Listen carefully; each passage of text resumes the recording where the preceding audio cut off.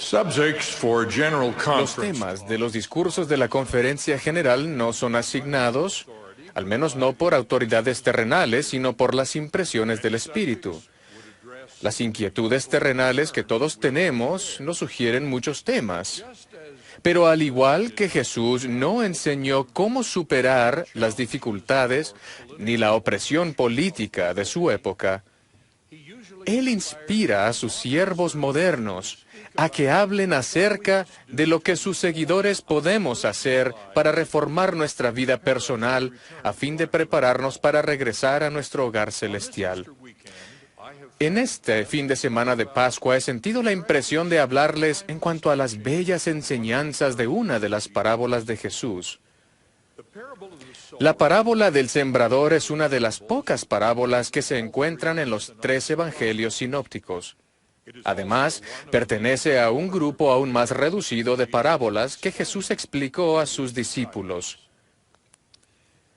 La semilla que se sembró era la palabra del reino, la palabra o la palabra de Dios, las enseñanzas del Maestro y de sus siervos.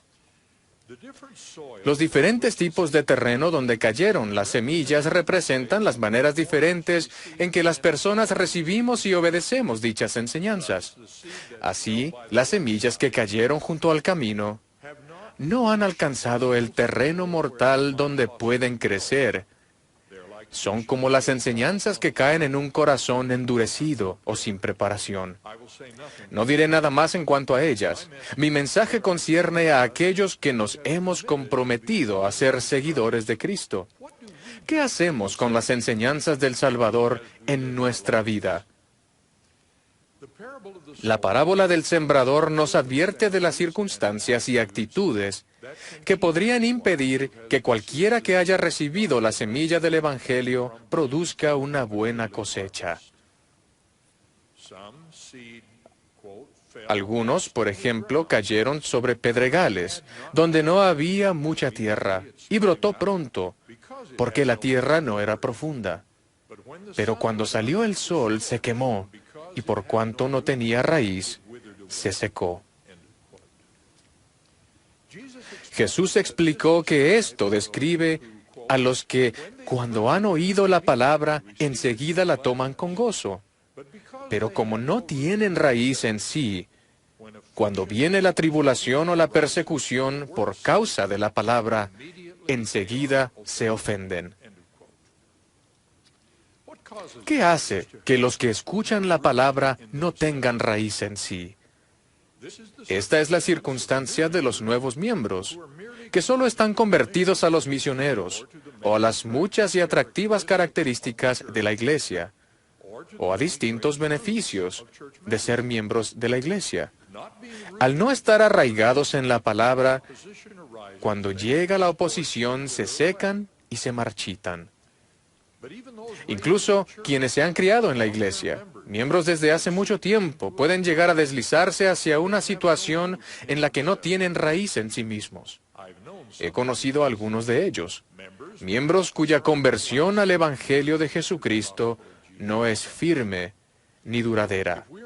Si no estamos arraigados a las enseñanzas del Evangelio ni seguimos sus prácticas con regularidad, cualquiera de nosotros puede desarrollar un corazón de piedra, el cual es un pedregal para las semillas.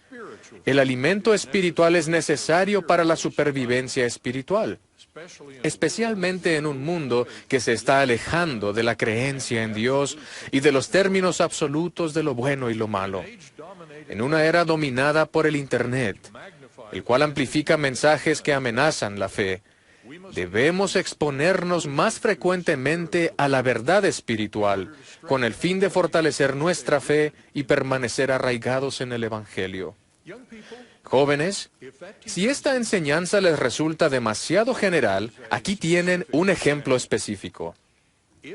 Si cuando se reparten los emblemas de la Santa Cena, ustedes están enviando textos, o cuchicheando, jugando videojuegos, o haciendo cualquier otra cosa para negarse a ustedes mismos la nutrición espiritual, estarán cortando sus raíces espirituales y colocándose en un terreno pedregoso. Ustedes mismos se están haciendo vulnerables a marchitarse cuando surjan tribulaciones, como el aislamiento, la intimidación o el ridículo. Esto también se aplica a los adultos. Otro destructor potencial de las raíces espirituales, acelerado por la tecnología actual, aunque no es exclusivo de ella, es el tener una visión del Evangelio o de la Iglesia como si se viera por el ojo de una cerradura. Esta perspectiva limitada se centra en una doctrina, práctica o defecto percibido en un líder en particular, e ignora el panorama completo del plan del Evangelio y los frutos personales y colectivos de su cosecha. El presidente Hinckley realizó una descripción de uno de los aspectos de este ver por el ojo de la cerradura. Habló a una audiencia de BYU acerca de unos comentaristas políticos, sumamente indignados, en un noticiero de aquella época. Con mañas estudiadas derramaron el vinagre de la injuria y la ira. Sin duda, concluyó, no hay mejor época ni lugar para ser un talentoso sensacionalista avinagrado. Por el contrario, para estar bien arraigados en el Evangelio, debemos ser moderados y mesurados con la crítica y procurar siempre la perspectiva más amplia de la majestuosa obra de Dios. Jesús enseñó que otra parte cayó entre espinos, y crecieron los espinos y la ahogaron, y no dio fruto. Explicó que estos son los que son sembrados entre espinos, los que oyen la palabra, pero los afanes de este mundo y el engaño de las riquezas y las codicias de otras cosas entran y ahogan la palabra, y ésta se hace infructuosa. Se trata sin duda de una advertencia a la que todos debemos dar oído. Me referiré primero al engaño de las riquezas. En donde sea que nos encontremos en nuestra trayectoria espiritual, todos somos tentados por esto. Cuando las actitudes o las prioridades están fijas en la compra, el uso o la posesión de pertenencias, lo llamamos materialismo. Se ha dicho y escrito mucho acerca del materialismo que hay muy poco que agregar. Quienes creen en lo que se conoce como la teología de la prosperidad padecen del engaño de las riquezas. La posesión de riqueza o grandes ingresos no es una señal de favor divino, ni su ausencia es un síntoma de desaprobación celestial.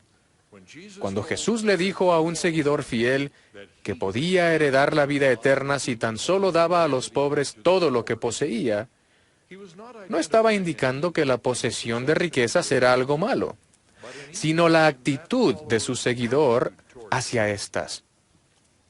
Como bien sabemos, Jesús alabó al buen samaritano, quien para servir a su prójimo se valió del mismo tipo de monedas que Judas recibió para traicionarlo en aquel momento. No es el dinero la raíz de todos los males, sino el amor al dinero. En el libro de Mormón se habla de una época en la que la Iglesia de Dios empezó a detenerse en su progreso porque los miembros empezaron a fijar sus corazones en las riquezas del mundo. Quien quiera que tenga abundancia de cosas materiales está en peligro de quedar adormecido espiritualmente por las riquezas y otras cosas del mundo. Esta es una introducción pertinente a las siguientes enseñanzas. Los espinos más sutiles que ahogan el efecto de la palabra del Evangelio en la vida son las fuerzas mundanas que Jesús llamó los afanes y las riquezas y los placeres de esta vida. Son demasiado numerosos para enumerarlos, pero bastará con unos ejemplos. En cierta ocasión, Jesús reprendió a Pedro, diciéndole, «Me eres tropiezo porque no aprecias lo que es de Dios, sino lo que es de los hombres». Apreciar lo que es de los hombres implica anteponer los afanes de este mundo ante las cosas de Dios en nuestras acciones, prioridades y manera de pensar. Nos rendimos ante los placeres de esta vida cuando nos volvemos adictos, lo cual afecta el preciado y divino don del albedrío, cuando nos seducen las distracciones triviales, lo cual nos aleja de lo que tiene importancia eterna, y cuando adoptamos la mentalidad de tener derecho a todo, lo cual afecta al crecimiento personal que nos hace merecedores de nuestro destino eterno. Nos superan los afanes de esta vida cuando nos paraliza el miedo al futuro, lo cual obstaculiza nuestro avance con fe, confiando en Dios y en sus promesas. Hace 25 años, mi estimado profesor de BYU, Hugh Nibley, habló en cuanto al peligro de rendirse ante los afanes del mundo. Durante una entrevista se le preguntó si la condición del mundo y nuestro deber de difundir el Evangelio hacían que se buscara alguna manera de adaptar lo que hacemos en la iglesia al mundo. Su respuesta fue: ese siempre ha sido el quid de la cuestión con la iglesia, ¿cierto? Uno debe estar dispuesto a ofender, a arriesgarse. Ahí es donde entra la fe. Se supone que nuestro compromiso es una prueba. Se supone que es algo difícil y poco práctico ante los ojos del mundo. Esta prioridad del Evangelio quedó afirmada en esa reunión en BYU hace unos meses, cuando un estimado líder católico, Charles J. Chaput, arzobispo de Filadelfia, quien, refiriéndose a las preocupaciones que comparten la comunidad de la Iglesia y la comunidad católica, como temas del matrimonio y la familia, la naturaleza de nuestra sexualidad, la santidad de la vida humana y la urgencia de la libertad religiosa, dijo esto: deseo subrayar otra vez la importancia de verdaderamente vivir aquello que profesamos creer. Eso debe ser una prioridad no solo en nuestra vida personal y familiar, sino en nuestras congregaciones, en nuestras decisiones políticas, en nuestros acuerdos comerciales, en el trato que dispensamos al pobre, es decir, en todo lo que hagamos. Y por eso esto es la razón por la que es importante, dijo. Aprendan de la experiencia del catolicismo. Los católicos creemos que nuestra vocación es ser la levadura de la sociedad. Pero existe una delgada línea divisoria entre ser la levadura de la sociedad y ser digeridos por la sociedad. Ciertamente, la advertencia del Salvador respecto a cuidarse de los afanes del mundo para que no ahoguen la palabra de Dios en nuestra vida nos insta a mantener nuestras prioridades fijas o el corazón fijo en los mandamientos de Dios y los líderes de su iglesia. Los ejemplos del Salvador podrían hacer que pensáramos en esta parábola como en la parábola de los tipos de tierra. La idoneidad de la tierra depende del corazón de cada uno de nosotros que queda expuesto a la semilla del Evangelio. Dependiendo de la propensión de cada uno a las enseñanzas espirituales, algunos corazones se han endurecido, otros se han tornado en piedra por el desuso, y otros están fijos en las cosas del mundo. La parábola del sembrador concluye con la descripción que el Salvador hace de la semilla que cayó en buena tierra y dio fruto en diversas medidas. ¿Cómo podemos prepararnos para ser esa buena tierra y para tener una cosecha así de buena?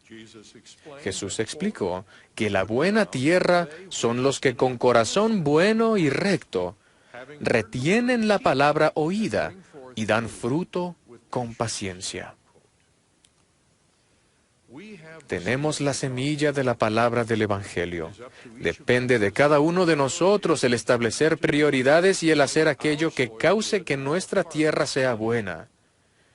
Debemos procurar estar firmemente arraigados al Evangelio de Jesucristo.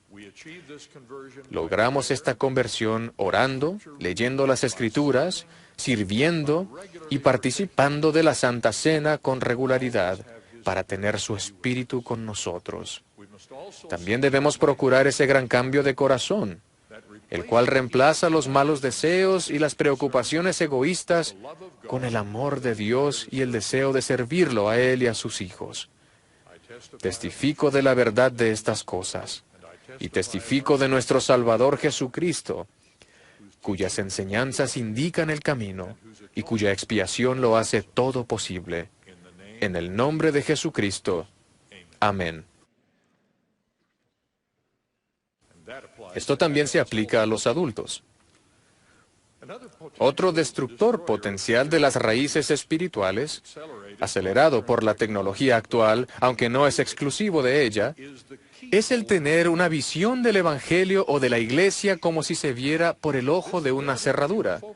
Esta perspectiva limitada se centra en una doctrina, práctica o defecto percibido en un líder en particular, e ignora el panorama completo del plan del Evangelio y los frutos personales y colectivos de su cosecha. El presidente Hinckley realizó una descripción de uno de los aspectos de este ver por el ojo de la cerradura. Habló a una audiencia de BYU acerca de unos comentaristas políticos, sumamente indignados, en un noticiero de aquella época. Con mañas estudiadas derramaron el vinagre de la injuria y la ira. Sin duda, concluyó, no hay mejor época ni lugar para ser un talentoso sensacionalista avinagrado.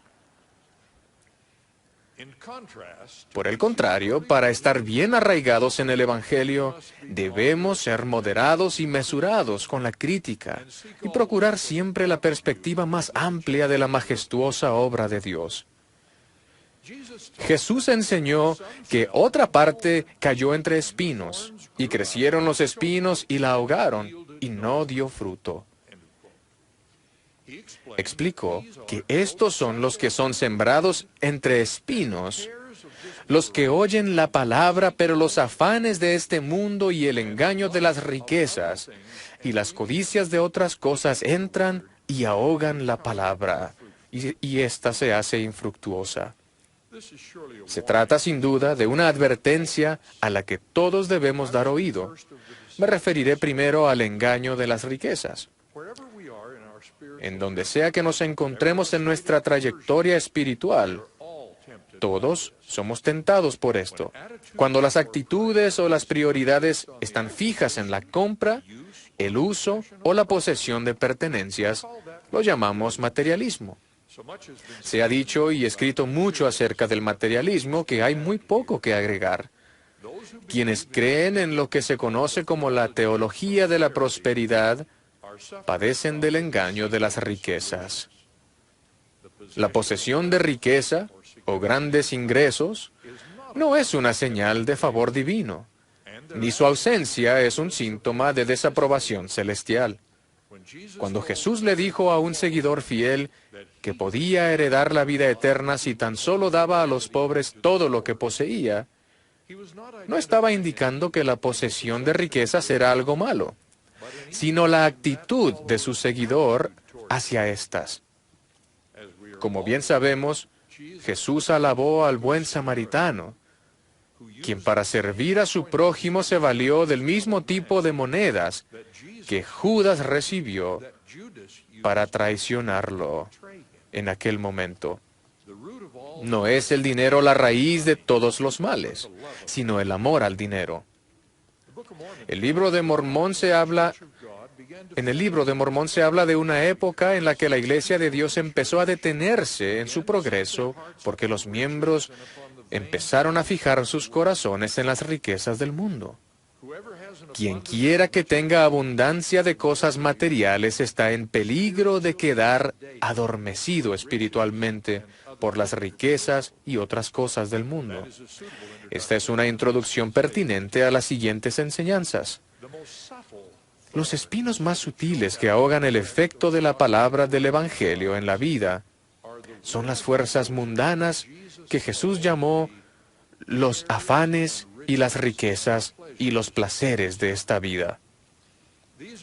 Son demasiado numerosos para enumerarlos, pero bastará con unos ejemplos. En cierta ocasión, Jesús reprendió a Pedro, diciéndole, «Me eres tropiezo porque no aprecias lo que es de Dios, sino lo que es de los hombres».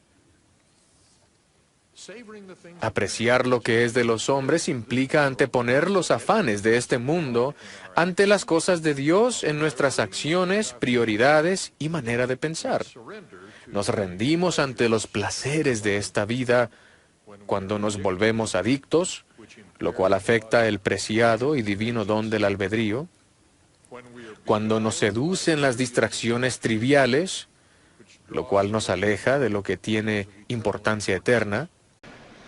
Subjects for general Los conference. temas de los discursos de la conferencia general no son asignados, al menos no por autoridades terrenales, sino por las impresiones del Espíritu.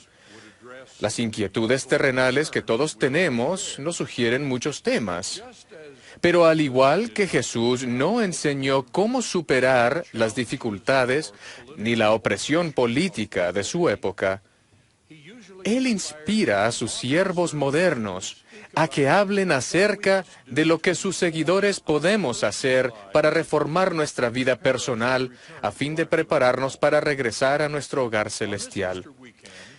En este fin de semana de Pascua he sentido la impresión de hablarles en cuanto a las bellas enseñanzas de una de las parábolas de Jesús. La parábola del sembrador es una de las pocas parábolas que se encuentran en los 3 evangelios sinópticos. Además, pertenece a un grupo aún más reducido de parábolas que Jesús explicó a sus discípulos. La semilla que se sembró era la palabra del reino, la palabra o la palabra de Dios, las enseñanzas del Maestro y de sus siervos. Los diferentes tipos de terreno donde cayeron las semillas representan las maneras diferentes en que las personas recibimos y obedecemos dichas enseñanzas. Así, las semillas que cayeron junto al camino no han alcanzado el terreno mortal donde pueden crecer. Son como las enseñanzas que caen en un corazón endurecido o sin preparación. No diré nada más en cuanto a ellas. Mi mensaje concierne a aquellos que nos hemos comprometido a ser seguidores de Cristo. ¿Qué hacemos con las enseñanzas del Salvador en nuestra vida? La parábola del sembrador nos advierte de las circunstancias y actitudes que podrían impedir que cualquiera que haya recibido la semilla del Evangelio produzca una buena cosecha. Algunos, por ejemplo, cayeron sobre pedregales, donde no había mucha tierra, y brotó pronto, porque la tierra no era profunda. Pero cuando salió el sol se quemó, y por cuanto no tenía raíz, se secó. Jesús explicó que y cuando adoptamos la mentalidad de tener derecho a todo, lo cual afecta al crecimiento personal que nos hace merecedores de nuestro destino eterno. Nos superan los afanes de esta vida cuando nos paraliza el miedo al futuro, lo cual obstaculiza nuestro avance con fe, confiando en Dios y en sus promesas. Hace 25 años, mi estimado profesor de BYU, Hugh Nibley, habló en cuanto al peligro de rendirse ante los afanes del mundo. Durante una entrevista se le preguntó si la condición del mundo y nuestro deber de difundir el Evangelio hacían que se buscara alguna manera de adaptar lo que hacemos en la iglesia al mundo. Su respuesta fue: ese siempre ha sido el quid de la cuestión con la iglesia, ¿cierto? Uno debe estar dispuesto a ofender, a arriesgarse. Ahí es donde entra la fe. Se supone que nuestro compromiso es una prueba. Se supone que es algo difícil y poco práctico ante los ojos del mundo. Esta prioridad del Evangelio quedó afirmada en esa reunión en BYU hace unos meses, cuando un estimado líder católico, Charles J. Chaput, arzobispo de Filadelfia, quien, refiriéndose a las preocupaciones que comparten la comunidad de la Iglesia y la comunidad católica, como temas del matrimonio y la familia, la naturaleza de nuestra sexualidad, la santidad de la vida humana y la urgencia de la libertad religiosa, dijo esto: deseo subrayar otra vez la importancia de verdaderamente vivir aquello que profesamos creer. Eso debe ser una prioridad no solo en nuestra vida personal y familiar, sino en nuestras congregaciones, en nuestras decisiones políticas, en nuestros acuerdos comerciales, en el trato que dispensamos al pobre, es decir, en todo lo que hagamos. Y por eso esto es la razón por la que es importante, dijo. Aprendan de la experiencia del catolicismo. Los católicos creemos que nuestra vocación, esto describe a los que, cuando han oído la palabra, enseguida la toman con gozo. Pero como no tienen raíz en sí, cuando viene la tribulación o la persecución por causa de la palabra, enseguida se ofenden.